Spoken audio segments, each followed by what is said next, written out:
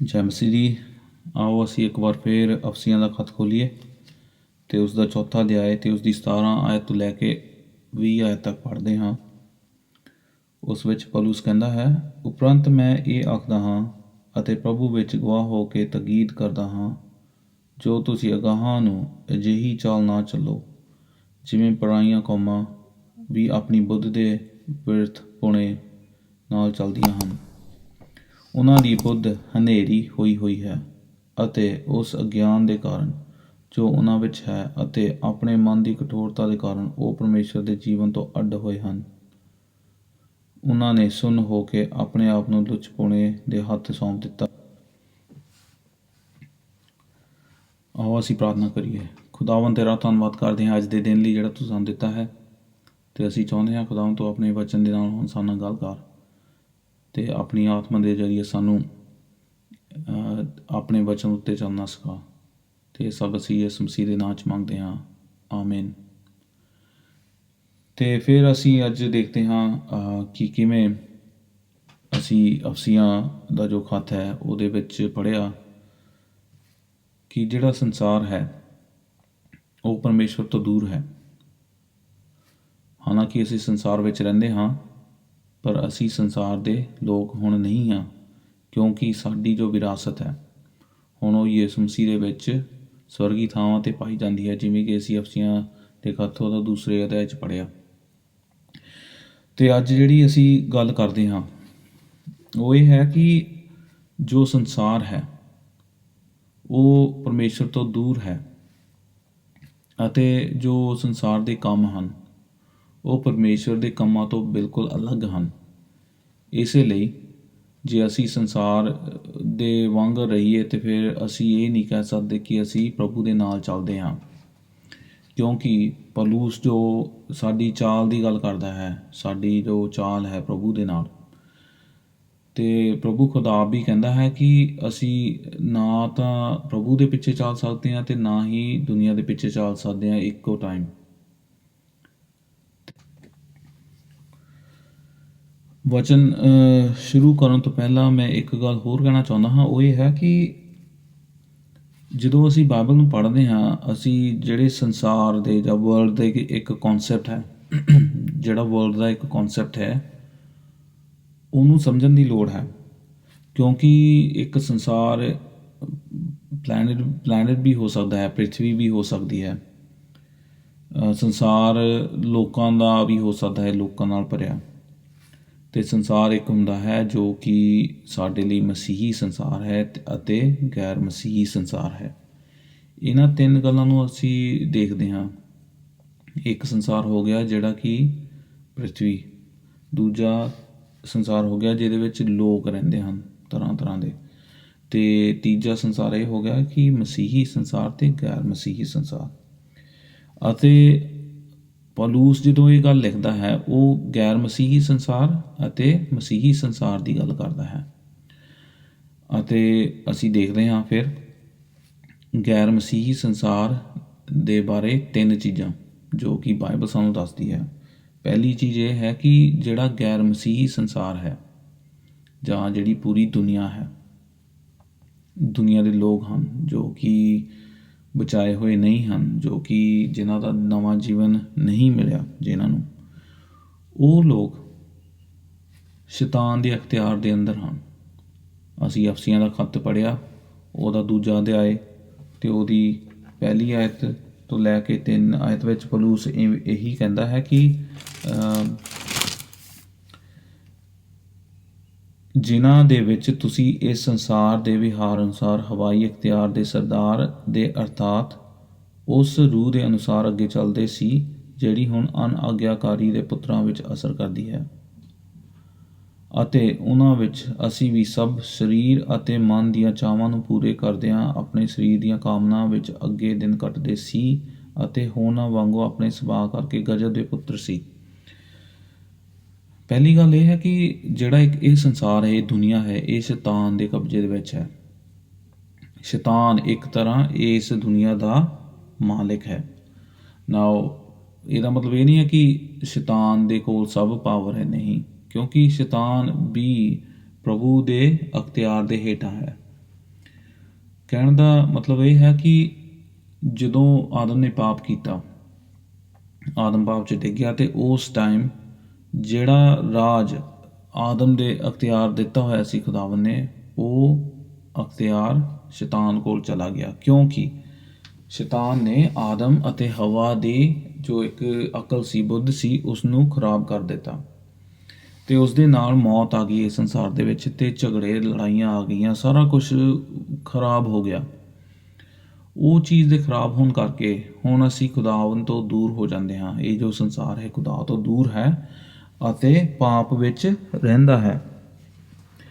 ਅਤੇ ਜਿਹੜੀ ਅਸੀਂ ਇਹ ਗੱਲ ਕਰਦੇ ਹਾਂ, ਇਹ ਬਹੁਤ ਹੀ ਇੰਪੋਰਟੈਂਟ ਗੱਲ ਹੈ, ਕਿਉਂਕਿ ਸ਼ੈਤਾਨ ਜੋ ਹੈ ਉਹ ਲੋਕਾਂ ਨੂੰ ਭਰਮਾਉਂਦਾ ਹੈ, ਅਤੇ ਲੋਕਾਂ ਨੂੰ ਕਈ ਵਾਰੀ ਇੱਦਾਂ ਲੱਗਦਾ ਹੈ ਕਿ ਸ਼ੈਤਾਨ ਨਹੀਂ ਹੈ। ਉਹ ਝੂਠ ਬੋਲਦਾ ਹੈ ਅਤੇ ਉਹ ਤੁਹਾਨੂੰ ਨਫ਼ਰਤ ਕਰਦਾ ਹੈ। ਅਤੇ ਜੋ ਸ਼ੈਤਾਨ ਹੈ ਉਹ ਕਈ ਵਾਰੀ ਮਸੀਹੀ ਲੋਕਾਂ ਨੂੰ ਵੀ ਭਰਮਾਉਣ ਦੀ ਕੋਸ਼ਿਸ਼ ਕਰਦਾ ਹੈ, ਅਤੇ ਕਈ ਵਾਰ ਉਹ ਸਫਲ ਵੀ ਹੋ ਜਾਂਦਾ ਹੈ। ਸਾਨੂੰ ਉਹ ਆਪਣੇ ਝੂਠਾਂ 'ਚ ਫਸਾ ਦਿੰਦਾ ਹੈ। ਸਾਨੂੰ ਉਹ ਕਹਿੰਦਾ ਹੈ ਕਿ ਤੁਹਾਡੇ ਕੋਲ ਇਹ ਚੀਜ਼ ਨਹੀਂ ਹੈ, ਤੁਸੀਂ ਇਹ ਚੀਜ਼ਾਂ ਦੇ ਪਿੱਛੇ ਕਿਉਂ ਨਹੀਂ ਭੱਜਦੇ ਜਿਵੇਂ ਦੁਨੀਆ ਭੱਜਦੀ ਹੈ। ਅਤੇ ਕਈ ਵਾਰੀ ਸਾਡੀ ਜ਼ਿੰਦਗੀਆਂ ਵਿੱਚ ਉਹ ਪਰਤਾਵੇ ਲੈ ਕੇ ਆਉਂਦਾ ਹੈ, ਜਿਵੇਂ ਪ੍ਰਭੂ ਯਿਸੂ ਮਸੀਹ ਦੀ ਜੀਵਨ 'ਚ ਪਰਤਾਵੇ ਆਏ, ਪਰ ਪ੍ਰਭੂ ਯਿਸੂ ਮਸੀਹ ਨੇ ਇੱਕ ਵੀ ਪਾਪ ਨਹੀਂ ਕੀਤਾ। ਪਰ ਕਿਤੇ ਨਾ ਕਿਤੇ ਅਸੀਂ ਮਸੀਹੀ ਲੋਕ ਸ਼ੈਤਾਨ ਦੇ ਪ੍ਰਭਾਵ ਵਿੱਚ ਆ ਕੇ ਅਸੀਂ ਪਾਪ ਕਰ ਬੈਠਦੇ ਹਾਂ, ਅਤੇ ਉਹਦੇ ਨਾਲ ਸਾਡਾ ਜੋ ਇੱਕ ਹੁੰਦਾ ਹੈ, ਸਾਡੀ ਖੁਸ਼ੀ ਜੋ ਹੁੰਦੀ ਹੈ, ਸਾਡਾ ਜੋ ਸਕੂਨ ਹੁੰਦਾ ਹੈ, ਉਹ ਸਾਡੇ ਕੋਲੋਂ ਚਲਿਆ ਜਾਂਦਾ ਹੈ। ਅਤੇ ਜੇ ਸਾਡੇ ਕੋਲੋਂ ਮਸੀਹੀ ਖੁਸ਼ੀ ਖੋਹ ਲਈ ਗਈ, ਫਿਰ ਅਸੀਂ ਆਪਣੀ ਨਿਹਚਾ, ਆਪਣੇ ਵਿਸ਼ਵਾਸ ਵਿੱਚ ਪੂਰੀ ਤਰ੍ਹਾਂ ਕਾਇਮ ਨਹੀਂ ਹੋ ਸਕਦੇ। ਇਸੇ ਲਈ ਪੌਲੁਸ ਕਹਿੰਦਾ ਹੈ ਕਿ ਤੁਸੀਂ ਇਹਨਾਂ ਲੋਕਾਂ ਵਾਂਗੂ, ਸੰਸਾਰ ਦੇ ਲੋਕਾਂ ਵਾਂਗੂ ਆਪਣਾ ਜੀਵਨ ਨਾ ਬਿਤਾਓ। ਇਹ ਆਫਕੋਰਸ ਕਾਫੀ ਹੀ ਡਿਫੀਕਲਟ ਗੱਲ ਹੈ ਇੱਕ ਤਰ੍ਹਾਂ ਜੇ ਦੇਖਿਆ ਜਾਵੇ, ਕਿਉਂਕਿ ਸੰਸਾਰ ਸਾਡੇ ਆਲੇ ਦੁਆਲੇ ਹੈ, ਅਤੇ ਸੰਸਾਰ ਦੇ ਜੋ ਝੂਠ ਹਨ ਅਸੀਂ ਉਹਨਾਂ ਦੇ ਨਾਲ ਘਿਰੇ ਹੋਏ ਹਾਂ। ਅਤੇ ਸੰਸਾਰ ਦਾ ਇੱਕ ਜਿਹੜਾ ਸਭ ਤੋਂ ਵੱਡਾ ਕਹਿ ਲਓ ਝੂਠੀ ਸ਼ਖਸੀਅਤ ਜਿਹੜੀ ਹੈ ਉਹ ਸ਼ੈਤਾਨ ਹੈ, ਅਤੇ ਸ਼ੈਤਾਨ ਹੀ ਸਭ ਕੁਛ ਕੰਟਰੋਲ ਕਰਦਾ ਹੈ। ਇਹਦਾ ਮਤਲਬ ਇਹ ਨਹੀਂ ਹੈ ਕਿ ਖੁਦਾਵੰਦ ਕੰਟਰੋਲ 'ਚ ਨਹੀਂ ਹੈ। ਖੁਦਾਵੰਦ ਦੇ ਅੰਡਰ ਸ਼ੈਤਾਨ ਹੈ।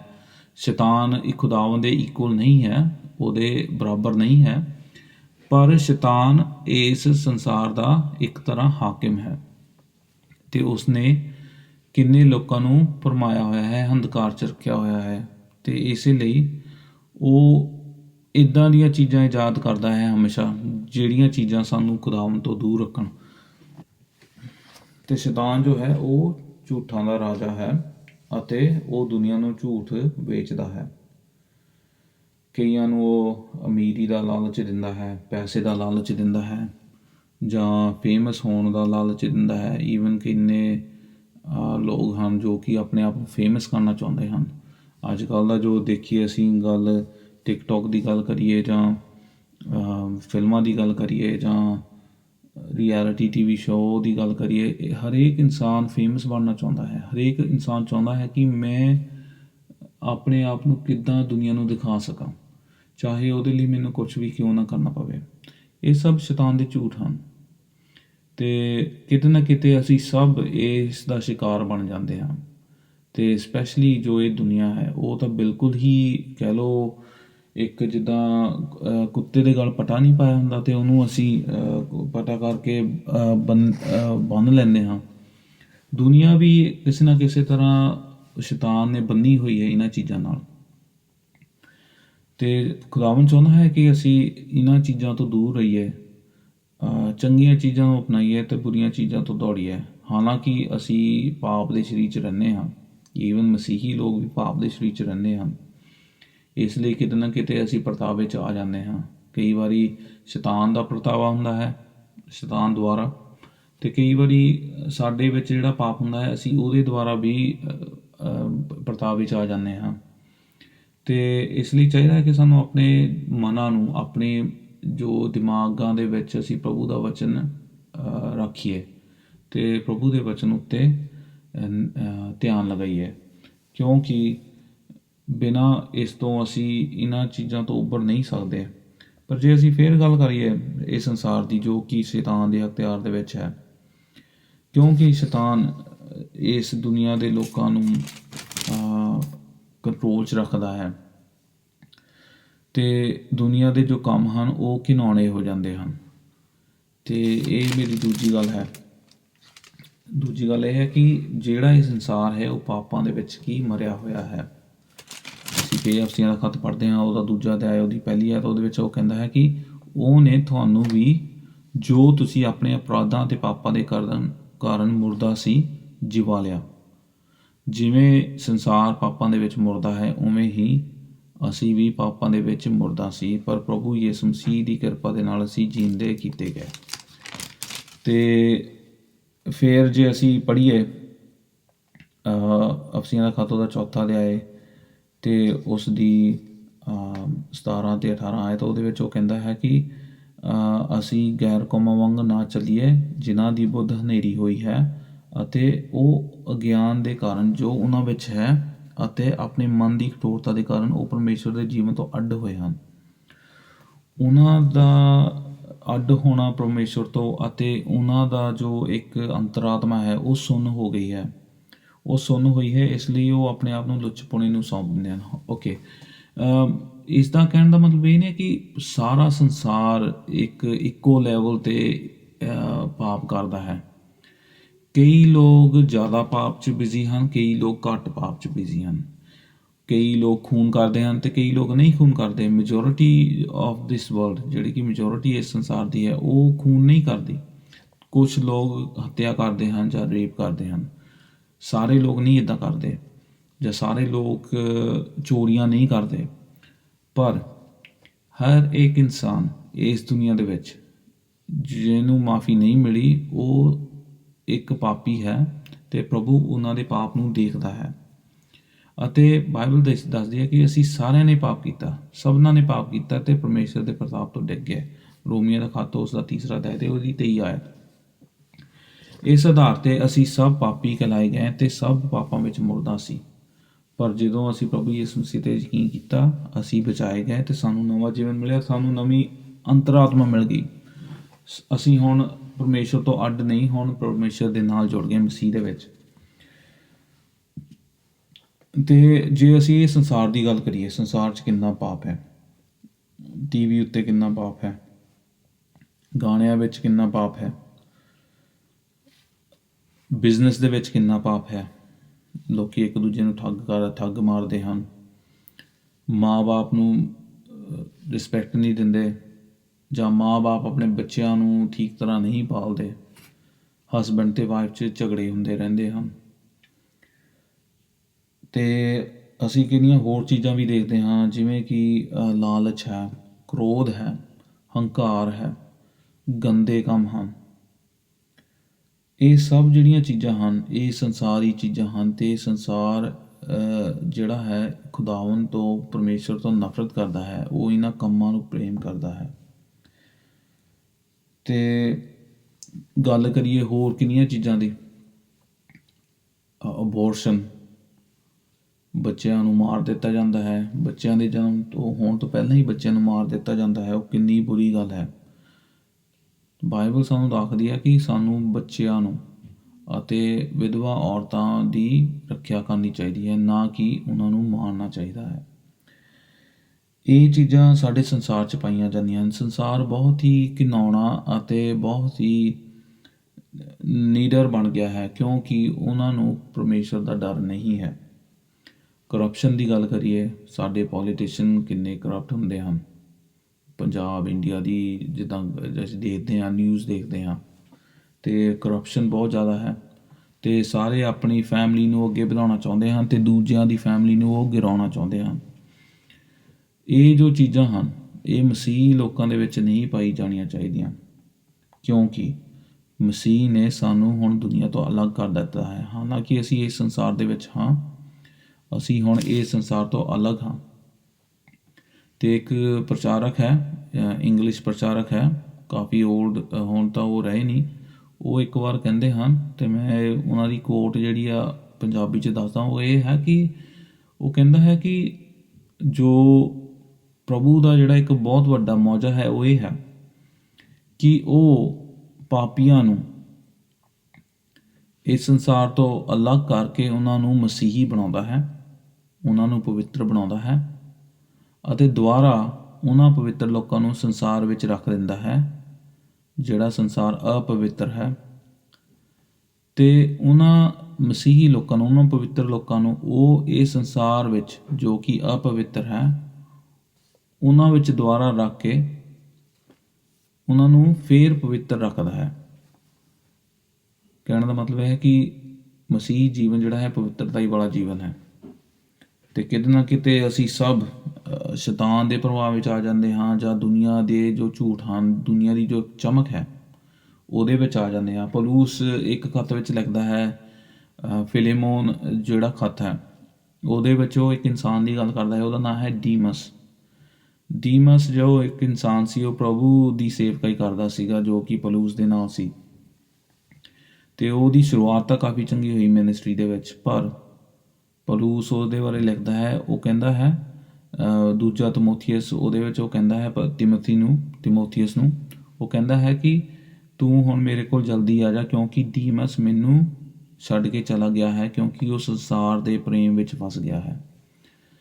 ਅਤੇ ਮਸੀਹੀ ਲੋਕ ਵੀ ਸੰਸਾਰ ਦੇ ਪ੍ਰੇਮ 'ਚ ਫਸ ਸਕਦੇ ਹਨ, ਆਪਣੇ ਪਰਿਵਾਰਾਂ ਦੇ ਪ੍ਰੇਮ 'ਚ ਫਸ ਕੇ ਪ੍ਰਭੂ ਨੂੰ ਭੁੱਲ ਸਕਦੇ ਹਨ, ਜਾਂ ਆਪਣੇ ਕੰਮਾਂ ਦੇ ਪ੍ਰੇਮ ਵਿੱਚ ਫਸ ਕੇ, ਆਪਣੇ ਪੈਸੇ ਦੇ ਪ੍ਰੇਮ ਵਿੱਚ ਫਸ ਕੇ ਪ੍ਰਭੂ ਤੋਂ ਦੂਰ ਹੋ ਸਕਦੇ ਹਨ, ਕਿਉਂਕਿ ਸੰਸਾਰ ਤਾਂ ਪ੍ਰਭੂ ਤੋਂ ਦੂਰ ਹੀ ਹੈ।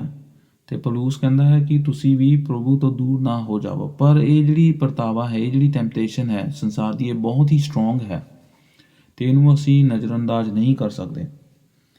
ਪਰ ਸਾਨੂੰ ਇਹ ਗੱਲ ਪਤਾ ਹੋਣੀ ਚਾਹੀਦੀ ਹੈ ਕਿ ਜੋ ਸੰਸਾਰ ਹੈ ਉਹ ਪਾਪਾਂ 'ਚ ਮਰਿਆ ਹੋਇਆ ਹੈ ਅਤੇ ਪ੍ਰਭੂ ਦਾ ਕ੍ਰੋਧ ਉਹਨਾਂ ਉੱਤੇ ਜਾਰੀ ਹੈ। ਅਤੇ ਇਹ ਤੀਜੀ ਗੱਲ ਹੈ, ਪ੍ਰਭੂ ਦਾ ਕ੍ਰੋਧ ਉਹਨਾਂ ਉੱਤੇ ਜਾਰੀ ਹੈ ਇਸ ਸੰਸਾਰ ਦੇ ਉੱਤੇ। ਹਾਲਾਂਕਿ ਪ੍ਰਭੂ ਪ੍ਰੇਮ ਰੱਖਦਾ ਹੈ ਸਾਨੂੰ, ਅਤੇ ਪ੍ਰਭੂ ਚਾਹੁੰਦਾ ਹੈ ਕਿ ਪਾਪੀ ਉਹਦੇ ਵੱਲ ਮੁੜ ਆਉਣ, ਪਰ ਕਿਉਂਕਿ ਪ੍ਰਭੂ ਨਿਆਂ ਕਰਦਾ ਹੈ ਅਤੇ ਪ੍ਰਭੂ ਇੱਕ ਜੱਜ ਹੈ, ਇਸ ਲਈ ਉਸ ਦਾ ਜੋ ਕ੍ਰੋਧ ਹੈ ਪਾਪਾਂ 'ਤੇ ਅਤੇ ਪਾਪੀਆਂ 'ਤੇ ਉਹ ਵੀ ਜਾਰੀ ਰਹਿੰਦਾ ਹੈ। ਅਤੇ ਅਸੀਂ ਪੜ੍ਹਦੇ ਹਾਂ ਅਫਸੀਆਂ ਦਾ ਖੱਤ ਦਾ 2 ਅਧਿਆਇ, ਅਤੇ ਅਸੀਂ ਉਹਦੇ ਵਿੱਚ ਦੇਖਦੇ ਹਾਂ ਕਿ ਕਿਵੇਂ ਅਨਾਗਿਆਕਾਰੀ ਦੇ ਪੁੱਤਰਾਂ ਉੱਤੇ ਜੋ ਕਿ ਇਹ ਸੰਸਾਰ ਹੈ ਉਹਨਾਂ ਉੱਤੇ ਪ੍ਰਭੂ ਦਾ ਗਜ਼ਬ ਠਹਿਰਾਇਆ ਗਿਆ ਹੈ। ਗਜ਼ਬ ਇੰਗਲਿਸ਼ 'ਚ ਇਹਦਾ ਵਰਡ ਹੈ ਰੈਥ ਜਾਂ ਰੌਥ, ਦ ਰੌਥ ਆਫ ਗੋਡ। ਉਹਦਾ ਮਤਲਬ ਇਹ ਹੈ ਕਿ ਜਿਹੜਾ ਇੱਕ ਪ੍ਰਭੂ ਦਾ ਨਿਆਂ ਹੈ ਉਹ ਸਾਰਿਆਂ ਦੇ ਸਿਰਾਂ ਦੇ ਉੱਤੇ ਮੰਡਰਾ ਰਿਹਾ ਹੈ, ਅਤੇ ਪ੍ਰਭੂ ਦਾ ਨਿਆਂ ਬਹੁਤ ਗਜ਼ਬ ਵਾਲਾ ਹੈ। ਉਹ ਕਿਉਂਕਿ ਪ੍ਰਭੂ ਇਹ ਹਰ ਇੱਕ ਚੀਜ਼ ਜੋ ਅਸੀਂ ਕਰਦੇ ਹਾਂ, ਸੋਚਦੇ ਹਾਂ, ਦੇਖਦੇ ਹਾਂ, ਕਹਿੰਦੇ ਹਾਂ, ਉਹ ਸਭ ਕੁਝ ਪ੍ਰਭੂ ਦੇਖਦਾ ਹੈ। ਅਤੇ ਜੇ ਅਸੀਂ ਆਪਣੀ ਜੀਵਨ ਦੀ ਜੇ ਅਸੀਂ ਐਗਜ਼ਾਮੀਨੇਸ਼ਨ ਕਰੀਏ, ਆਪਣੇ ਜੀਵਨ ਨੂੰ ਪਰਖੀਏ, ਅਤੇ ਸਾਡੇ ਵਿੱਚ ਕਿੰਨੇ ਪਾਪ ਹਨ। ਅਤੇ ਜੇ ਮਸੀਹੀ ਲੋਕ ਪਾਪ ਕਰਦੇ ਹਨ, ਹਾਲਾਂਕਿ ਮਸੀਹੀ ਲੋਕਾਂ ਦੇ ਕੋਲ ਤੌਬਾ ਹੈ, ਹੁਣ ਉਹ ਕਦੀ ਵੀ ਪਰਮੇਸ਼ਵਰ ਤੋਂ ਆ ਕੇ ਮਾਫੀ ਮੰਗ ਸਕਦੇ ਹਨ, ਤੌਬਾ ਕਰ ਸਕਦੇ ਹਨ, ਇੱਕ ਦੂਜੇ ਨਾਲ ਸਮਝੌਤਾ ਕਰ ਸਕਦੇ ਹਨ। ਜੋ ਸੰਸਾਰ ਹੈ ਜੋ ਕਿ ਪ੍ਰਭੂ ਨੂੰ ਨਹੀਂ ਜਾਣਦਾ, ਉਹ ਸੰਸਾਰ ਪ੍ਰਭੂ ਦੇ ਗਜ਼ਬ ਦੇ ਹੇਠਾਂ, ਪ੍ਰਭੂ ਦੇ ਗੁੱਸੇ ਦੇ ਹੇਠਾਂ ਚੱਲੀ ਜਾ ਰਿਹਾ ਹੈ, ਅਤੇ ਉਹਨਾਂ ਨੂੰ ਇਹ ਨਹੀਂ ਪਤਾ ਕਿ ਉਹ ਇੱਕ ਦਿਨ ਖਾਈ ਵਿੱਚ ਡਿੱਗ ਜਾਣਗੇ। ਅਸੀਂ ਵੀ ਖਾਈ ਵੱਲ ਜਾ ਰਹੇ ਸੀ ਅਤੇ ਪ੍ਰਭੂ ਨੇ ਸਾਨੂੰ ਖਾਈ ਤੋਂ ਜਾਂਦਿਆਂ ਨੂੰ ਮੋੜ ਲਿਆ। ਅਸੀਂ ਅੰਨ੍ਹਿਆਂ ਵਾਂਗ ਸੀ ਅਤੇ ਪ੍ਰਭੂ ਨੇ ਸਾਨੂੰ ਅੱਖਾਂ ਦੇ ਦਿੱਤੀਆਂ ਅਤੇ ਅਸੀਂ ਦੇਖਣ ਲੱਗ ਪਏ।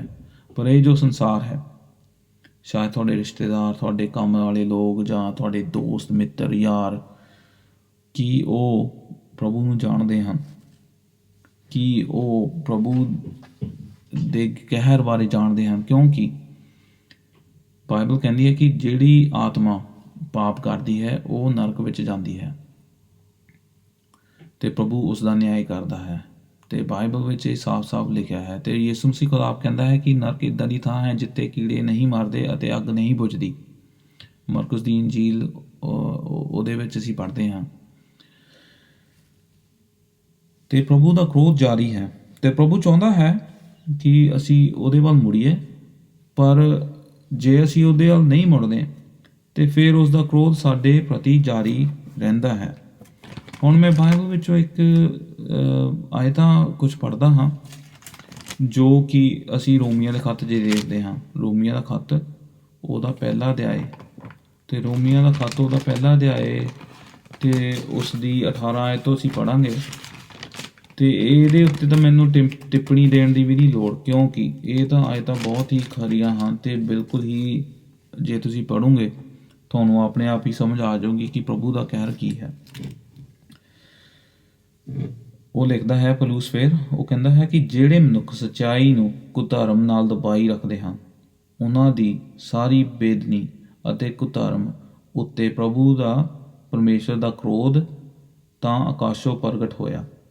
ਕਿਉਂ ਜੋ ਪਰਮੇਸ਼ਰ ਦੇ ਵਿਖੇ ਜੋ ਕੁਝ ਮਾਲੂਮ ਹੋ ਸਕਦਾ ਹੈ ਸੋ ਉਹਨਾਂ ਵਿੱਚ ਪ੍ਰਕਾਸ਼ ਹੈ, ਇਸ ਲਈ ਜੋ ਪਰਮੇਸ਼ਰ ਨੇ ਉਹਨਾਂ ਉੱਤੇ ਉਸ ਨੂੰ ਪ੍ਰਗਟ ਕੀਤਾ। ਕਿਉਂਕਿ ਜਗਤ ਦੇ ਉਤਪਤ ਹੋਣ ਤੋਂ ਉਹਦਾ ਅਣਥਿਤ ਸੁਭਾਅ ਅਰਥਾਤ ਉਹਦੀ ਅਨਾਦਿ ਸਮਰੱਥਾ ਅਤੇ ਈਸ਼ਵਰਤਾਈ ਉਹਦੀ ਰਚਨਾ ਤੋਂ ਚੰਗੀ ਤਰ੍ਹਾਂ ਦਿਸ ਪੈਂਦੀ ਹੈ।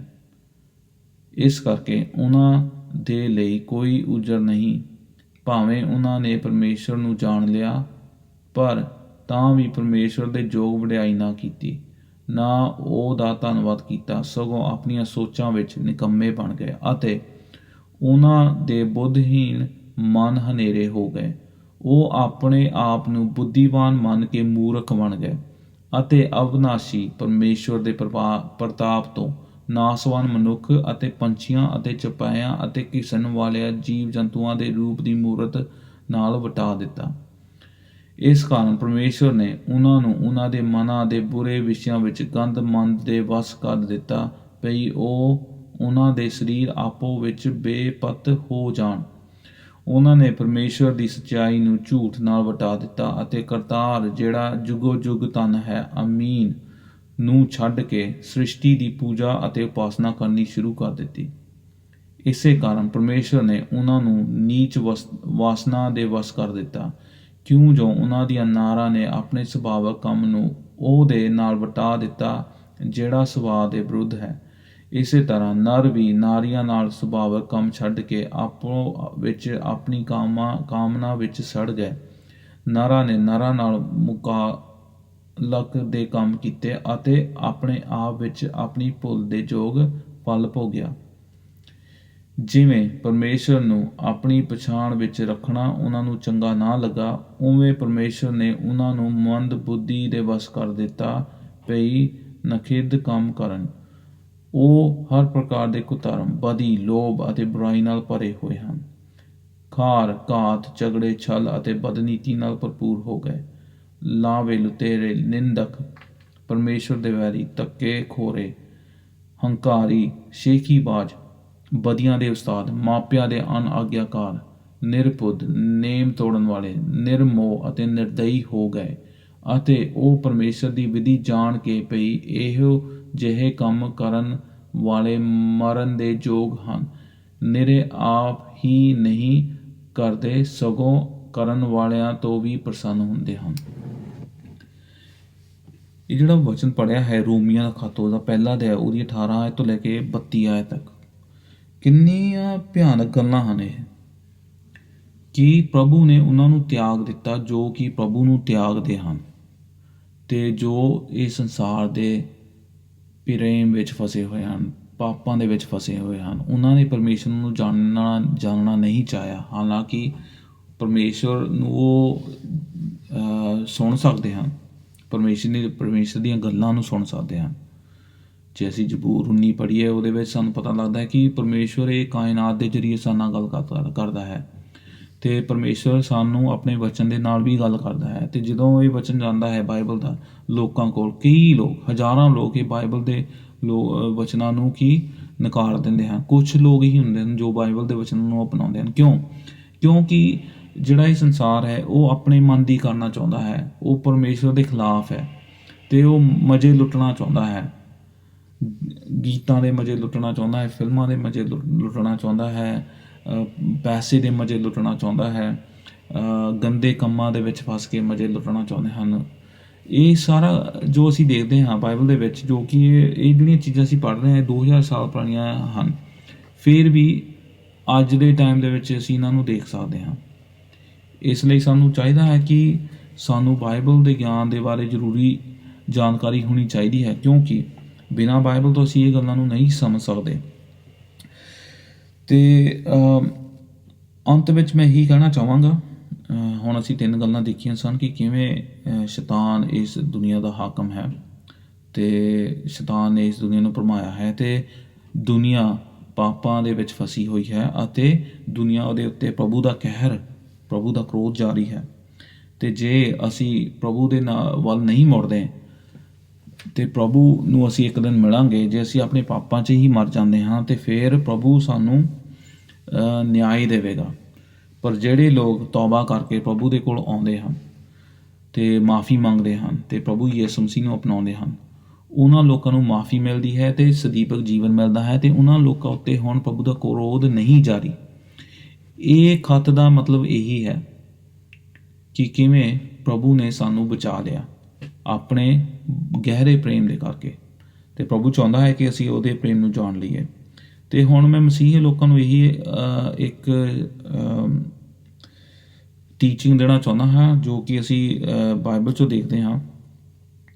ਅੰਤ ਵਿੱਚ ਉਹ ਇਹ ਹੈ ਕਿ ਜੇ ਅਸੀਂ ਇਹਨਾਂ ਗੱਲਾਂ ਨੂੰ ਜਾਣਨਾ ਚੰਗੀ ਤਰ੍ਹਾਂ ਚਾਹੁੰਦੇ ਹਾਂ ਅਤੇ ਆਪਣੇ ਆਪ ਨੂੰ ਸੰਸਾਰ ਤੋਂ ਦੂਰ ਰੱਖ ਕੇ, ਹਾਲਾਂਕਿ ਅਸੀਂ ਇਸ ਸੰਸਾਰ ਦਾ ਹਿੱਸਾ ਹਾਂ ਅਤੇ ਸਾਡੇ ਫਰਜ਼ ਹਨ ਇਸ ਸੰਸਾਰ ਦੇ ਪ੍ਰਤੀ, ਅਸੀਂ ਚੰਗੇ ਸਿਟੀਜ਼ਨ ਬਣੀਏ, ਅਸੀਂ ਚੰਗੇ ਗੁਆਂਢੀ ਬਣੀਏ, ਅਸੀਂ ਚੰਗੇ ਕੰਮ ਕਰਨ ਵਾਲੇ ਬਣੀਏ, ਅਸੀਂ ਚੰਗੇ ਰਿਸ਼ਤੇਦਾਰ ਬਣੀਏ। ਇਹ ਤਾਂ ਇੱਕ ਮਸੀਹੀ ਫਰਜ਼ ਹੋ ਗਿਆ, ਹਾਲਾਂਕਿ ਕਿਉਂਕਿ ਅਸੀਂ ਦੁਨੀਆ ਵਿੱਚ ਰਹਿੰਦੇ ਹਾਂ। ਹਾਲਾਂਕਿ ਅਸੀਂ ਇਸ ਦੁਨੀਆ ਦੇ ਲੋਕ ਨਹੀਂ ਹਾਂ, ਪਰ ਇਸ ਦੁਨੀਆ ਦੇ ਵਿੱਚੋਂ ਗੁਜ਼ਰ ਰਹੇ ਹਾਂ। ਇਸ ਲਈ ਸਾਡਾ ਫਰਜ਼ ਬਣਦਾ ਹੈ ਕਿ ਅਸੀਂ ਆਪਣੀ ਜੀਵਨ ਜਿਹੜਾ ਹੈ, ਆਪਣਾ ਜੀਵਨ ਜੋ ਹੈ, ਅਸੀਂ ਸਹੀ ਤਰ੍ਹਾਂ ਬਿਤਾਈਏ ਪ੍ਰਭੂ ਦੀ ਮਹਿਮਾ ਲਈ। ਅਤੇ ਕੁਛ ਗੱਲਾਂ ਮੈਂ ਕਹਿਣਾ ਚਾਹੁੰਦਾ ਹਾਂ ਕਿ ਜਿਹੜੀਆਂ ਗੱਲਾਂ ਨੂੰ ਕਰਕੇ ਅਸੀਂ ਇਹਨਾਂ ਗੱਲਾਂ ਵਿੱਚ ਹੋਰ ਅੱਗੇ ਵੱਧ ਸਕਦੇ ਹਾਂ, ਉਹ ਇਹ ਹੈ ਕਿ ਸ਼ੈਤਾਨ ਦੇ ਭਰਮਾਵੇ ਵਿੱਚ ਨਾ ਪਵੋ। ਸ਼ੈਤਾਨ ਦਾ ਜੋ ਭਰਮਾਵੇ ਵਾਲਾ ਇੱਕ ਵਚਨ ਹੈ, ਕਈ ਵਾਰੀ ਝੂਠੇ ਨਬੀ ਖੜ੍ਹੇ ਹੋ ਜਾਂਦੇ ਹਨ ਚਰਚਾਂ ਦੇ ਵਿੱਚ, ਉਹ ਵੀ ਸਾਨੂੰ ਸ਼ੈਤਾਨ ਦੀਆਂ ਗੱਲਾਂ ਸਿਖਾਉਂਦੇ ਹਨ। ਉਹ ਖੁਦਾਵੰਦ ਦਾ ਵਚਨ ਸੁਣਾ ਕੇ ਸਾਨੂੰ ਝੂਠ ਦੱਸਦੇ ਹਨ, ਖੁਦਾਵੰਦ ਦੇ ਵਚਨ ਦੀ ਆੜ ਲੈ ਕੇ ਸਾਨੂੰ ਉਹ ਝੂਠਾਂ 'ਚ ਫਸਾ ਦਿੰਦੇ ਹਨ। ਸਾਨੂੰ ਉਹਨਾਂ ਪ੍ਰਚਾਰਕਾਂ ਤੋਂ ਅਤੇ ਉਹਨਾਂ ਲੋਕਾਂ ਤੋਂ ਦੂਰ ਰਹਿਣ ਦੀ ਲੋੜ ਹੈ। ਅਤੇ ਪਹਿਲਾ ਪਤਰਸ 'ਚ ਅਸੀਂ ਪੜ੍ਹਦੇ ਹਾਂ ਕਿ ਆਪਣੇ ਆਪ ਨੂੰ ਸਿੱਧਮੰਦ ਰੱਖੋ ਅਤੇ ਦੇਖਦੇ ਰਹੋ, ਕਿਉਂਕਿ ਸ਼ੈਤਾਨ ਜੋ ਹੈ ਉਹ ਇੱਕ ਸ਼ੇਰ ਵਾਂਗਰ ਘੁੰਮਦਾ ਹੈ ਅਤੇ ਉਹ ਚਾਹੁੰਦਾ ਹੈ ਕਿ ਮੈਂ ਕਿਸ ਨੂੰ ਖਾ ਲਵਾਂ। ਅਤੇ ਅਸੀਂ ਪਹਿਲਾ ਕੁਰਿੰਥੀਆਂ ਉਹਦਾ 11 ਅਧਿਆਇ ਉਹਦੇ ਵਿੱਚ ਵੀ ਅਸੀਂ ਪੜ੍ਹਦੇ ਹਾਂ ਕਿ ਕਿਵੇਂ ਸ਼ੈਤਾਨ ਇੱਕ ਫਰਿਸ਼ਤੇ ਵਾਂਗਰ ਆਉਂਦਾ ਹੈ ਅਤੇ ਆਪਣੇ ਝੂਠ ਨੂੰ ਸੱਚ ਦੇ ਵਾਂਗਰ ਪੇਸ਼ ਕਰਦਾ ਹੈ, ਅਤੇ ਕਈ ਮਸੀਹੀ ਲੋਕ ਉਹਦੇ ਪਰਤਾਵੇ ਵਿੱਚ ਅਤੇ ਭਰਮਾਵੇ ਵਿੱਚ ਆ ਜਾਂਦੇ ਹਨ। ਇਸ ਲਈ ਇਹਨਾਂ ਚੀਜ਼ਾਂ ਨੂੰ ਦੇਖਦੇ ਰਹੋ। ਦੂਜੀ ਗੱਲ ਇਹ ਹੈ ਕਿ ਖੁਦਾਵੰਦ ਦਾ ਜੋ ਇੱਕ ਭੈ ਹੈ ਆਪਣੀ ਜ਼ਿੰਦਗੀਆਂ ਦੇ ਵਿੱਚ ਰੱਖੋ। ਆਪਣੇ ਜੀਵਨ ਵਿੱਚ ਖੁਦਾਵੰਦ ਦਾ ਭੈ ਹੋਣਾ ਚਾਹੀਦਾ ਹੈ। ਅਸੀਂ ਕਹਾਵਤਾਂ ਦੀ ਜੇ ਕਿਤਾਬ ਪੜ੍ਹੀਏ, ਉਹਦੇ ਵਿੱਚ ਕਿੰਨੀ ਵਾਰੀ ਅਸੀਂ ਦੇਖਦੇ ਹਾਂ ਕਿ ਜੋ ਇੱਕ ਖੁਦਾਵੰਦ ਦਾ ਡਰ ਹੈ ਉਹ ਇੱਕ ਸਿਆਣਪ ਦੀ ਸ਼ੁਰੂਆਤ ਹੈ। ਅਸੀਂ ਕਿੰਨੀ ਵਾਰ ਉਹ ਦੇਖਦੇ ਹਾਂ ਨਾ, ਤਾਂ ਕਹਾਵਤਾਂ ਦੀ ਕਿਤਾਬ ਉਹਦਾ ਪਹਿਲਾ ਅਧਿਆਇ ਅਤੇ 7 ਆਇਤ, ਫਿਰ ਉਸ ਦਾ ਦੂਜਾ ਅਧਿਆਇ ਉਹਦੀ 1 ਤੋਂ 5 ਆਇਤ, ਫਿਰ ਉਹਦਾ 8ਵਾਂ ਅਧਿਆਇ ਉਹਦੀ 13 ਆਇਤ, ਉਹਦਾ 9ਵਾਂ ਅਧਿਆਇ ਉਹਦੀ 10 ਆਇਤ, 14 ਅਧਿਆਇ ਉਹਦੀ 27 ਆਇਤ। ਅਤੇ ਅਸੀਂ ਇੱਦਾਂ ਹੀ ਕਿੰਨੀਆਂ ਦੇਖਦੇ ਹਾਂ ਆਇਤਾਂ ਕਹਾਵਤਾਂ ਦੇ ਵਿੱਚ ਅਤੇ ਹੋਰ ਬਾਈਬਲ ਦੇ ਵਿੱਚ ਵੀ ਕਿ ਕਿਵੇਂ ਸਾਡੀ ਜ਼ਿੰਦਗੀ ਦੇ ਵਿੱਚ ਪ੍ਰਭੂ ਦਾ ਡਰ ਹੋਣ ਦੀ ਲੋੜ ਹੈ। ਅਤੇ ਜੇ ਅਸੀਂ ਪ੍ਰਭੂ ਦਾ ਡਰ ਨਹੀਂ ਮੰਨਦੇ ਅਤੇ ਫਿਰ ਅਸੀਂ ਪਾਪ 'ਚ ਫਸ ਜਾਂਦੇ ਹਾਂ, ਕਿਉਂਕਿ ਉਹ ਸਾਡਾ ਪਿਤਾ ਹੈ, ਪਰਮੇਸ਼ਵਰ ਸਾਡਾ ਪਿਤਾ ਹੈ। ਇਸ ਲਈ ਅਸੀਂ ਉਹਦੇ ਕੋਲ ਪੁੱਤਰਾਂ ਵਾਂਗੂ ਪੁੱਤਰੀਆਂ ਵਾਂਗੂ ਆਉਂਦੇ ਹਾਂ ਅਤੇ ਅਸੀਂ ਉਹਦਾ ਡਰ ਮੰਨਦੇ ਹਾਂ। ਅਸੀਂ ਪ੍ਰਭੂ ਦੇ ਕੋਲ ਕਦੀ ਵੀ ਆ ਸਕਦੇ ਹਾਂ, ਉਸ ਦਾ ਡਰ ਨਹੀਂ ਹੈ, ਪਰ ਡਰ ਇਹ ਹੈ ਕਿ ਅਸੀਂ ਪ੍ਰਭੂ ਦੇ ਪ੍ਰੇਮ 'ਚ ਬਣੇ ਰਹੀਏ। ਅਤੇ ਤੀਜੀ ਗੱਲ ਇਹ ਹੈ ਕਿ ਸਾਨੂੰ ਜਿਹੜੀਆਂ ਸੰਸਾਰ ਦੀਆਂ ਚੀਜ਼ਾਂ ਹਨ, ਜੋ ਕਿ ਚਮਕ ਵਾਲੀਆਂ ਚੀਜ਼ਾਂ ਹਨ, ਜੋ ਕਿ ਸਾਨੂੰ ਖੁਦਾਵੰਦ ਤੋਂ ਦੂਰ ਲੈ ਜਾਂਦੀਆਂ ਹਨ ਅਤੇ ਸਾਡੀ ਅੰਤਰਾਤਮਾ ਨੂੰ ਖਰਾਬ ਕਰ ਦਿੰਦੀਆਂ ਹਨ, ਉਹਨਾਂ ਚੀਜ਼ਾਂ ਨੂੰ ਸਾਨੂੰ ਨਫ਼ਰਤ ਕਰਨੀ ਚਾਹੀਦੀ ਹੈ, ਪਾਪ ਤੋਂ ਨਫ਼ਰਤ ਕਰਨੀ ਚਾਹੀਦੀ ਹੈ ਅਤੇ ਪ੍ਰਭੂ ਨੂੰ ਪ੍ਰਾਰਥਨਾ ਦੇ ਵਿੱਚ ਅਤੇ ਬਾਈਬਲ ਦਾ ਜੋ ਇੱਕ ਰੀਡਿੰਗ ਹੈ ਉਹਦੇ ਵਿੱਚ ਧਿਆਨ ਲਗਾਉਣ ਦੀ ਲੋੜ ਹੈ। ਪਹਿਲਾ यूहन्ना ਉਹਦੇ ਵਿੱਚ ਅਸੀਂ ਪੜ੍ਹਦੇ ਹਾਂ, ਉਹਦੇ ਵਿੱਚ ਉਹ ਕਹਿੰਦਾ ਹੈ ਕਿ ਇਹ ਸੰਸਾਰ ਅਤੇ ਇਸ ਸੰਸਾਰ ਦੀਆਂ ਵਸਤਾਂ ਨੂੰ ਪ੍ਰੇਮ ਨਾ ਕਰੋ। ਜਿਹੜਾ ਕੋਈ ਇਹ ਸੰਸਾਰ ਨੂੰ ਪ੍ਰੇਮ ਕਰਦਾ ਹੈ ਉਹਦੇ ਵਿੱਚ ਪ੍ਰਭੂ ਦਾ ਪ੍ਰੇਮ ਨਹੀਂ ਹੈ। ਚੌਥੀ ਗੱਲ ਇਹ ਹੈ ਕਿ ਸਾਨੂੰ ਇਹ ਵੀ ਪਤਾ ਹੋਣਾ ਚਾਹੀਦਾ ਕਿ ਇਹ ਸੰਸਾਰ ਦਾ ਜੋ ਅੰਤ ਉਹ ਕੀ ਹੈ। ਪਹਿਲਾ ਕੁਰਿੰਥੀਓ ਦਾ 6 ਅਧਿਆਏ ਉਹਦਾ 9 ਵਿੱਚ ਪੜ੍ਹਦੇ ਹਾਂ ਕਿ ਜੋ ਲੋਕ ਬਦੀ ਕਰਦੇ ਹਨ ਉਹ ਪਰਮੇਸ਼ਰ ਦੇ ਰਾਜ ਵਿੱਚ ਦਾਖਲ ਨਹੀਂ ਹੋਣਗੇ, ਉਹਨਾਂ ਨੂੰ ਨਰਕ ਦੀ ਅੱਗ ਵਿੱਚ ਸੁੱਟ ਦਿੱਤਾ ਜਾਵੇਗਾ। ਅਤੇ ਬਹੁਤ ਹੀ ਡਰਾਵਨੀ ਅਤੇ ਭਿਆਨਕ ਗੱਲ ਹੈ। ਇਸ ਲਈ ਸਾਨੂੰ ਆਪਣੇ ਆਪ ਨੂੰ ਵੀ ਚੇਤਾਵਨੀ ਦੇਣੀ ਚਾਹੀਦੀ ਹੈ ਅਤੇ ਆਪਣੇ ਆਲੇ ਦੁਆਲੇ ਦੇ ਲੋਕਾਂ ਨੂੰ ਵੀ ਚੇਤਾਵਨੀ ਦੇਣੀ ਚਾਹੀਦੀ ਹੈ। ਪੰਜਵੀਂ ਗੱਲ ਇਹ ਹੈ ਕਿ ਸਾਨੂੰ ਇੱਕ ਦੂਜੇ ਨਾਲ ਜੁੜਨਾ ਚਾਹੀਦਾ ਹੈ। ਚਰਚਾਂ ਦੇ ਲੋਕ ਜੋ ਹਨ, ਕਲੀਸਿਆਵਾਂ ਦੇ ਲੋਕ ਹਨ, ਉਹਨਾਂ ਨੂੰ ਇੱਕ ਦੂਜੇ ਨਾਲ ਜੁੜ ਕੇ ਇੱਕ ਦੂਜੇ ਲਈ ਪ੍ਰਾਰਥਨਾ ਕਰਨੀ ਚਾਹੀਦੀ ਹੈ ਅਤੇ ਇੱਕ ਦੂਜੇ ਨੂੰ ਪੁੱਛਣਾ ਚਾਹੀਦਾ ਹੈ ਕਿ ਕੀ ਤੁਹਾਡੇ ਜੀਵਨ ਦੇ ਵਿੱਚ ਕੋਈ ਪਾਪ ਤਾਂ ਨਹੀਂ ਹੈ ਜਿਹਦੇ ਨਾਲ ਤੁਸੀਂ ਸਟਰਗਲ ਕਰ ਰਹੇ ਹੋਵੋਗੇ, ਅਤੇ ਜੇ ਹੈ ਅਤੇ ਸਾਨੂੰ ਇੱਕ ਦੂਜੇ ਦਾ ਭਾਰ ਚੱਕਣ ਦੀ ਲੋੜ ਹੈ, ਇੱਕ ਦੂਜੇ ਨੂੰ ਹੱਲਾਸ਼ੇਰੀ ਅਤੇ ਹੌਸਲਾ ਦੇਣ ਦੀ ਲੋੜ ਹੈ ਅਤੇ ਇੱਕ ਦੂਜੇ ਲਈ ਪ੍ਰਾਰਥਨਾ ਕਰਨ ਦੀ ਲੋੜ ਹੈ, ਇੱਕ ਦੂਜੇ ਨੂੰ ਅਕਾਊਂਟੇਬਲ ਰੱਖਣ ਦੀ ਲੋੜ ਹੈ। ਗਲਾਤੀਆਂ ਦਾ ਕਿਤਾਬ ਉਹਦਾ 6 ਅਧਿਆਇ ਉਹਦੀ 1 ਤੋਂ 2 ਆਇਤ ਵਿੱਚ ਇਵੇਂ ਕਹਿੰਦਾ ਹੈ, ਪੌਲੁਸ ਕਹਿੰਦਾ ਹੈ ਕਿ ਜੇ ਸਾਡੇ ਵਿੱਚੋਂ ਕੋਈ ਪਾਪ 'ਚ ਫਸ ਗਿਆ ਹੈ ਅਤੇ ਜਿਹੜੇ ਆਤਮਿਕ ਲੋਕ ਹਨ ਸਾਡੇ ਵਿੱਚ, ਉਹ ਉਹਨਾਂ ਲੋਕਾਂ ਨੂੰ ਇੱਕ ਹਲੀਮੀ ਦੇ ਵਿੱਚ ਪਿਆਰ ਦੇ ਨਾਲ ਰਹਿ ਕੇ, ਪਿਆਰ ਵਿੱਚ ਰਹਿ ਕੇ ਉਹਨਾਂ ਨੂੰ ਪਾਪਾਂ ਤੋਂ ਛੁਡਾ ਦੇਵੋ ਅਤੇ ਇੱਕ ਦੂਜੇ ਦਾ ਭਾਰ ਸਹੋ, ਕਿਉਂਕਿ ਇਹ ਜਦੋਂ ਅਸੀਂ ਗੱਲਾਂ ਕਰਦੇ ਹਾਂ ਪ੍ਰਭੂ ਦੇ ਨਾਮ ਨੂੰ ਮਹਿਮਾ ਮਿਲਦੀ ਹੈ। ਅਤੇ 6ਵੀਂ ਗੱਲ ਇਹ ਹੈ ਕਿ ਇਸ ਸੰਸਾਰ ਲਈ ਪ੍ਰਾਰਥਨਾ ਕਰੋ। ਇੱਕ ਟਾਈਮ ਸੀ ਜਦੋਂ ਅਸੀਂ ਵੀ ਪ੍ਰਭੂ ਨੂੰ ਨਹੀਂ ਸੀ ਜਾਣਦੇ, ਪਰ ਹੁਣ ਅਸੀਂ ਪ੍ਰਭੂ ਨੂੰ ਜਾਣਦੇ ਹਾਂ। ਅਤੇ ਜੇ ਅਸੀਂ ਕਿੰਨੇ ਅਣਵਿਸ਼ਵਾਸੀ ਲੋਕਾਂ ਨੂੰ ਜਾਣਦੇ ਹਾਂ ਅਤੇ ਸਾਨੂੰ ਉਹਨਾਂ ਉੱਤੇ ਹੱਸਣ ਦੀ ਲੋੜ ਨਹੀਂ ਹੈ, ਬਲਕਿ ਉਹਨਾਂ ਲਈ ਪ੍ਰਾਰਥਨਾ ਕਰਨ ਦੀ ਲੋੜ ਹੈ। ਸਾਨੂੰ ਉਹਨਾਂ ਨਾਲ ਨਫ਼ਰਤ ਕਰਨ ਦੀ ਲੋੜ ਨਹੀਂ ਹੈ, ਸਾਨੂੰ ਉਹਨਾਂ ਲਈ ਪ੍ਰਾਰਥਨਾ ਕਰਨ ਦੀ ਲੋੜ ਹੈ। ਜਿਵੇਂ ਪ੍ਰਭੂ ਨੇ ਸਾਨੂੰ ਬਚਾਇਆ, ਅਸੀਂ ਚਾਹੁੰਦੇ ਹਾਂ ਕਿ ਉਵੇਂ ਹੀ ਪਰਮੇਸ਼ਰ ਸੰਸਾਰ ਨੂੰ ਵੀ ਬਚਾ ਲਵੇ। ਸੰਸਾਰ ਵਿੱਚ ਬਹੁਤ ਹੀ ਗੁਆਚੇ ਹੋਏ ਲੋਕ ਹਨ ਅਤੇ ਕਈ ਲੋਕ ਗੁਆਚੇ ਹਨ ਜੋ ਕਿ ਬਹੁਤ ਵੱਡੇ ਵੱਡੇ ਪਾਪ ਕਰਦੇ ਹਨ। ਕਈ ਲੋਕ ਗੁਆਚੇ ਹਨ ਜੋ ਹਾਲਾਂਕਿ ਵੱਡੇ ਪਾਪੀ ਨਹੀਂ ਹਨ, ਪਰ ਫਿਰ ਵੀ ਉਹ ਖੁਦਾਵੰਦ ਤੋਂ ਅਲੱਗ ਹਨ। ਇਸ ਲਈ ਸਾਨੂੰ ਪੂਰੇ ਸੰਸਾਰ ਲਈ ਪ੍ਰਾਰਥਨਾ ਕਰਨੀ ਚਾਹੀਦੀ ਹੈ ਅਤੇ ਸਾਨੂੰ ਚਾਹੀਦਾ ਹੈ ਕਿ ਅਸੀਂ ਪ੍ਰਾਰਥਨਾ ਕਰੀਏ ਕਿ ਖੁਦਾਵੰਦ ਦਾ ਵਚਨ ਉਹਨਾਂ ਲੋਕਾਂ ਕੋਲ ਜਾਵੇ, ਸਾਡੇ ਦੋਸਤਾਂ ਕੋਲ ਜਾਵੇ, ਸਾਡੇ ਭੈਣ ਭਰਾਵਾਂ ਕੋਲ ਜਾਵੇ, ਸਾਡੇ ਘਰਾਂ ਦੇ ਲੋਕਾਂ ਕੋਲ ਜਾਵੇ, ਸਾਡੇ ਗੁਆਂਢੀਆਂ ਕੋਲ ਜਾਵੇ, ਸਾਡੇ ਕੰਮ ਜੋ ਸਾਡੇ ਨਾਲ ਕਰਦੇ ਹਨ ਉਹਨਾਂ ਕੋਲ ਜਾਵੇ, ਕਿਉਂਕਿ ਇਹ ਲੋਕਾਂ ਨੇ ਖੁਦਾਵੰਦ ਦੇ ਮੂਹਰੇ ਇੱਕ ਦਿਨ ਖੜ੍ਹਨਾ ਹੈ। ਅਤੇ ਇਹ ਲੋਕਾਂ ਨੂੰ ਨਹੀਂ ਪਤਾ ਕਿ ਉਹ ਕਿੱਧਰ ਜਾ ਰਹੇ ਹਨ, ਕਿ ਉਹ ਖਾਈ ਵੱਲ ਜਾ ਰਹੇ ਹਨ। ਆਤਮਿਕ ਤਰੀਕੇ ਦੇ ਨਾਲ ਅਸੀਂ ਦੇਖੀਏ, ਆਤਮਿਕ ਤੌਰ 'ਤੇ ਉਹ ਅੰਧੇ ਹਨ, ਜਿਵੇਂ ਕਿ ਅਸੀਂ ਆਤਮਿਕ ਤੌਰ 'ਤੇ ਅੰਧੇ ਸੀ, ਪਰ ਹੁਣ ਅਸੀਂ ਦੇਖ ਸਕਦੇ ਹਾਂ। ਅਤੇ ਅਸੀਂ ਚਾਹੁੰਦੇ ਹਾਂ ਕਿ ਪ੍ਰਭੂ ਦਾ ਪਵਿੱਤਰ ਆਤਮਾ ਇਹਨਾਂ ਲੋਕਾਂ ਉੱਤੇ ਜ਼ਾਹਿਰ ਹੋਵੇ ਅਤੇ ਪ੍ਰਭੂ ਦਾ ਆਤਮਾ ਇਹਨਾਂ ਲੋਕਾਂ ਨੂੰ ਆਪਣੇ ਵਚਨ ਦੇ ਜ਼ਰੀਏ ਪ੍ਰਭੂ ਯਿਸੂ ਮਸੀਹ ਦੇ ਕੋਲ ਲੈ ਕੇ ਜਾਵੇ। ਅਤੇ ਪ੍ਰਭੂ ਚਾਹੁੰਦਾ ਹੈ ਕਿ ਪ੍ਰਭੂ ਦੀਆਂ ਜੋ ਕਲੀਸਿਆਵਾਂ ਹਨ ਜਗ੍ਹਾ ਜਗ੍ਹਾ, ਉਹਨਾਂ ਦੇ ਜ਼ਰੀਏ ਪ੍ਰਭੂ ਆਪਣੇ ਨਾਮ ਨੂੰ ਮਹਿਮਾ ਦੇਵੇ ਅਤੇ ਉਹਨਾਂ ਲੋਕਾਂ ਨੂੰ ਸਿਕਸ਼ਾ ਦੇਵੇ ਜੋ ਕਿ ਪ੍ਰਭੂ ਦੇ ਵਿੱਚ ਨਹੀਂ ਚੱਲਦੇ। ਅਤੇ ਮੈਂ ਅੱਜ ਇਹੀ ਚਾਹੁੰਦਾ ਹਾਂ ਕਿ ਅਸੀਂ ਸਭ ਆਪਣੇ ਜੀਵਨ ਦਾ ਇੱਕ ਨਿਰੀਖਣ ਕਰੀਏ, ਆਪਣੇ ਆਪ ਨੂੰ ਪਰਖੀਏ ਕਿ ਅਸੀਂ ਪ੍ਰਭੂ ਦੇ ਵਿੱਚ ਚੱਲਦੇ ਹਾਂ। ਜਿਵੇਂ ਪੌਲੁਸ ਕਹਿੰਦਾ ਹੈ ਪਹਿਲਾ ਕੁਰਿੰਥੀਆਂ ਦੇ ਵਿੱਚ, ਉਹ ਵੀ ਇਹ ਕਹਿੰਦਾ ਹੈ ਕਿ ਆਪਣੇ ਆਪ ਨੂੰ ਪਰਖੋ ਕਿ ਤੁਸੀਂ ਵਿਸ਼ਵਾਸ ਦੇ ਵਿੱਚ ਹੋ। ਅਤੇ ਅਸੀਂ ਨਾਮ ਦੇ ਮਸੀਹੀ ਨਹੀਂ, ਬਲਕਿ ਅਸੀਂ ਆਪਣੇ ਕੰਮਾਂ ਦੇ ਨਾਲ, ਆਪਣੇ ਵਿਸ਼ਵਾਸ ਦੇ ਰਾਹੀਂ ਮਸੀਹੀ ਕਹਿਲਾਈ ਜਾਈਏ। ਖੁਦਾਵੰਦ ਤੁਹਾਨੂੰ ਸਾਰਿਆਂ ਨੂੰ ਇਸ ਵਚਨ ਦੇ ਦੁਆਰਾ ਬਰਕਤ ਦੇਵੇ। ਆਮੀਨ।